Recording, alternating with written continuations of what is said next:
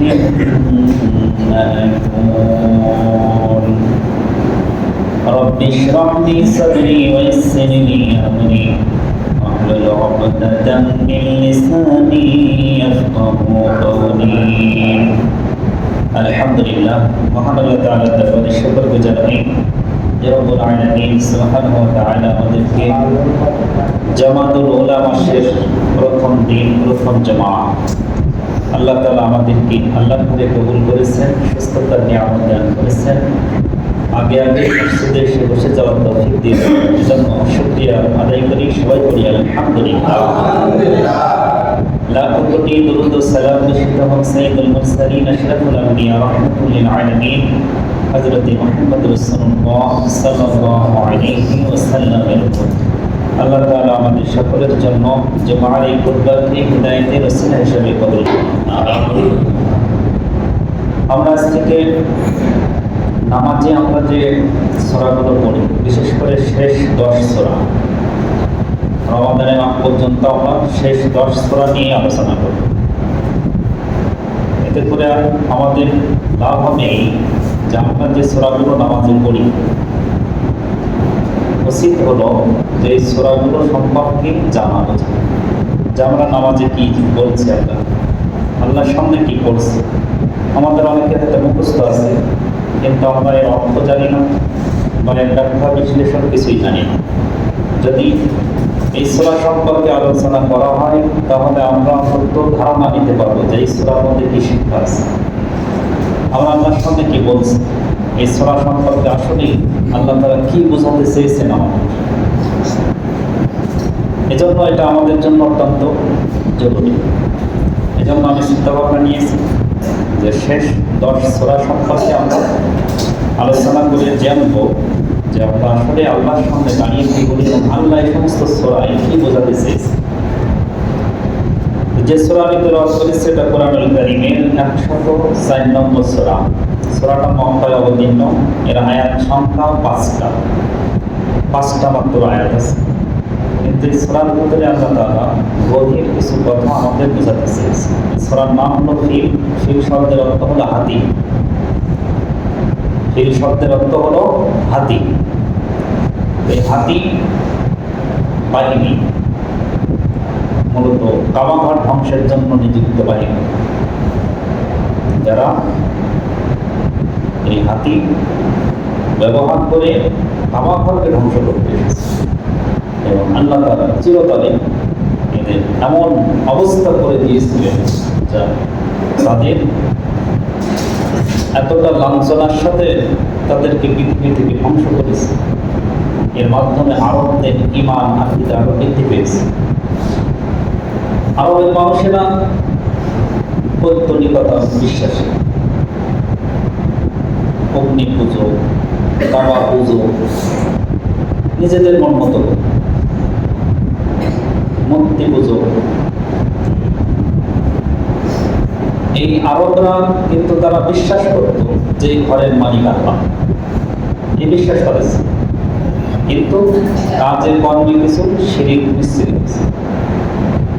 বাবাকে এমন সম্মান করত যে সম্মান করতে করতে দেখেন যে ওদের সম্মান করতে যে ল্যাংটা হয়ে গেছে।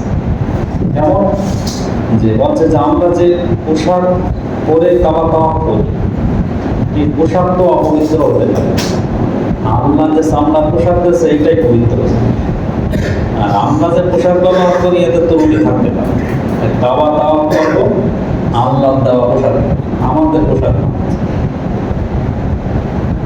তখন কি হলো, উলঙ্গ হয়ে তারা কাবা কাবা করতো, আবার পোশাক পরে বাড়ি চলে। কাবাকে অধিক ভক্তি করার কারণে কি হয়ে গেছে, ল্যাংটা হয়ে গেছে। যেমন একজন ব্যক্তি পাগড়ি ছাড়া নামাজ পড়ে না, এখন মাঠে কাজ করছে, এখন তার কর্ণে লুঙ্গি ছাড়া কিছু নেই। এখন সে তার অভ্যাস হলো কি, পাগড়ি ছাড়া নামাজ পড়বে। পাগড়ির ফজিলত শুনেছে, কিন্তু যে খরচ তরফ হয়ে যাবে কি ও জানা নাই, কিন্তু পাগড়ির ফজিলত অবশ্যই, পাগড়ি পড়ি নামাজ পড়লেই সব। তাই কি করেছে যে বলছে যে কর্ণের লুঙ্গি ছাড়া তখন পাগড়ি বন্ধার কিছু নেই, তাই লুঙ্গি খুলে নামাজ, এদিকে যা হয় পাগড়ি ঠিক থাকে। কাবাকে মানুষ বেশি সম্মান করতে যে এরকমও হয়েছে, ঘটেছে ইতিহাস। যাই হোক, তাহলে আমাদেরকে রাসূলুল্লাহ সাল্লাল্লাহু আলাইহি ওয়াসাল্লাম এসে সবচেয়ে সুন্দর আদর্শ শিক্ষা দিয়েছেন, যার মাধ্যমে মানুষ সভ্যতা শিখেছে, নম্রতা শিখেছে, ভদ্রতার উচ্চ আসন শিখেছে। ইসলামী অনুশাসন যদি কেউ মেনে চলে, তাহলে তার বাহ্যিক দিক থেকে কোনো সৌন্দর্যের হোক, অসম্মানের হোক, কোনো দিক থেকে সে সম্মানহানির শিকার হবে না। ইসলাম মানুষকে সবচেয়ে বেশি সম্মানিত করেছে। এই সূরায় যে আব্রাহা, এ হলো ইয়েমেনের বাদশাহ, একজন খ্রিস্টান। তার ধর্ম ছিল কি? খ্রিস্টান। সে ইয়েমেনের বাদশাহ। এই বাদশাহ একজন দিগ্বিজয়ী, বিশাল যোদ্ধাবীর। এই নামে তৎকালীন আরবে হোক, সমস্ত জায়গায় এই যে বড় একটা বীর, এই কথা প্রচার ছিল যে আব্রাহা হলো একজন জগৎ বিখ্যাত বীর, তার সামনে কেউ দাঁড়ায় না। এই আব্রাহা যখন দেখলো, যেহেতু সে খ্রিস্টান,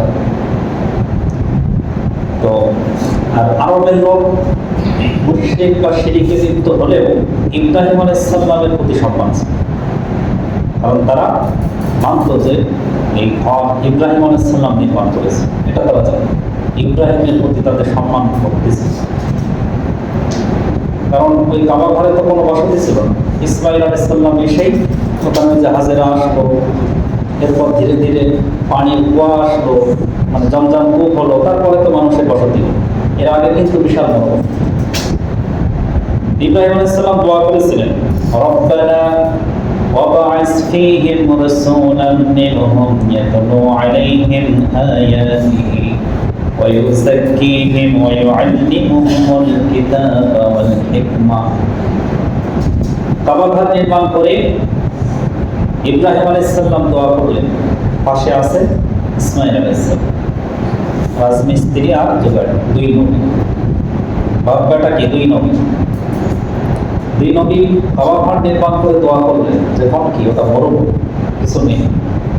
সেই সময় দোয়া করলেন যে আল্লাহ, এখানে এমন একজন রাসূল পাঠান, ওয়াবআস ফীহিম রাসূলাম মিনহুম, আমাদের মধ্য থেকে এমন একজন রাসূল পাঠান যে ইয়াতলু আলাইহিম আয়াতি, আপনার আয়াত মানুষদেরকে তেলাওয়াত করে শোনাবে, ওয়া ইউযাক্কিহিম, অশুদ্ধ মানুষদেরকে শুদ্ধ করবে, তাজকিয়া শিক্ষা দেবে, পরিশুদ্ধ করবে, মানুষকে নম্র, ভদ্র, লোভ লালসাহীন একটা সুন্দর মানুষে পরিণত করবে। ওয়া ইউআল্লিমুহুমুল কিতাব, আপনি যে কিতাব নাযিল করবেন সেটা শিক্ষা দিবেন, মানুষদেরকে ব্যাখ্যা বিশ্লেষণ করে শিক্ষা দিবে। ওয়াল হিকমা, এবং হিকমা শিক্ষা দিবে, এটা হাদিস। আল-ইলমুল কিতাব হলো কোরআনের ওহী, আর হিকমা হলো হাদিস, যা কোরআন বোঝার সহায়ক হাদিস। তো সেটাই সেই দোয়া। যখন ইব্রাহিম আলাইহিস সালাম দোয়া করেছিলেন, তখন তার মানব জন ছিল না, কিছু ছিল। অথচ রাসূল সাল্লাল্লাহু আলাইহি সাল্লাম কি বললেন, ইব্রাহিম আলাইহিস সালাম কি দোয়া করলেন যে এখানে এমন এক রাসূল পাঠান মানুষদেরকে শোনান। মানে তার জ্ঞানের ভিতরে এটা এসে গিয়েছিল যে আল্লাহ যেহেতু এখানে আল্লাহর ঘর নির্মাণ করেছেন, তাহলে অচিরেই এটা আর এই মরুভূমি থাকবে না, এই বুঝটা অটোমেটিক এসে গেছে। আর আজকে সেই মক্কা কি কিসে পরিণত হয়েছে, সেই মরুভূমি আজকের কি আর সেই মরুভূমি আছে? এরপর দোয়া করেছিলেন সূরা ইব্রাহিমের 126 নম্বর আয়াত, আল্লাহ তাআলা বলছেন ইব্রাহিম আলাইহিস সালাম কি বলেছিলেন সেটা আল্লাহ আমাকে জানিয়ে দিয়েছেন। ওই মরুভূমিতে কেউ শুনিনি, অথচ আল্লাহ আমাদের শোনাচ্ছেন যে ইব্রাহিম কি বলেছেন। وَإِذْ قَالَ إِبْرَاهِيمُ رَبِّ اجْعَلْ هَذَا بَلَدًا آمِنًا, হে আমাদের প্রতিপালক, এই কাবা ঘরের মালিক, যে কাবা ঘর আপনি আমাদের হাত দ্বারা নির্মাণ করালেন, এই কাবা ঘরকে, এই মক্কা নগরীকে আপনি এমনভাবে নিরাপত্তা দিন যেন কোনোভাবে এটা নিরাপত্তাহীনতায় না ভোগে। আমিনা, এটাকে নিরাপত্তায় চাদরে ঢেকে দিন। ওয়ারযুক আহলাহু মিনাস সামারাতি মান আমানা মিনহুম বিল্লাহি ওয়াল ইয়াউমিল আখির। এবং এর অধিবাসীরা যারা ঈমান আনবে এই কাবা ঘরের মালিকের উপরে, ঈমান যারা আনবে আখিরাতের উপরে, তাদেরকে আপনি ওয়ারযুক রিজিক দ্বারা তাদের নিয়ামতকে পরিপূর্ণ করে দিন। সুবহানাল্লাহ। দুইটা দোয়া হলো, একটা হলো নিরাপত্তা, কারণ একটা সমাজ, একটা জাতি দুইটা জিনিস ছাড়া টিকতে পারে না। একটা হলো নিরাপত্তা, দ্বিতীয় হলো রিজিক। খাদ্য থাকবে, নিরাপত্তা থাকবে, তাহলে সেখানে জাতি টিকবে। আর যদি নিরাপত্তা না থাকে, যে আমি এখন ঘুমাবো, আমার নিরাপত্তা নেই, যে আমার দরজা দিয়ে এসে আমাকে হত্যা করবে কি করবে না, মানে কোনো নিরাপত্তা নেই, যে কেউ এসে আমাকে হত্যা করে দিতে পারে, যে কেউ এসে আমার অ্যাটাক করতে পারে, তাহলে সেখানে কি মানুষের সভ্যতা টিকবে? টিকবে। আমি ফসল করেছি, যে কেউ এসে নষ্ট করে দিয়ে দিতে। তাহলে নিরাপত্তা এটা মানুষ টিকে থাকার একটা বড়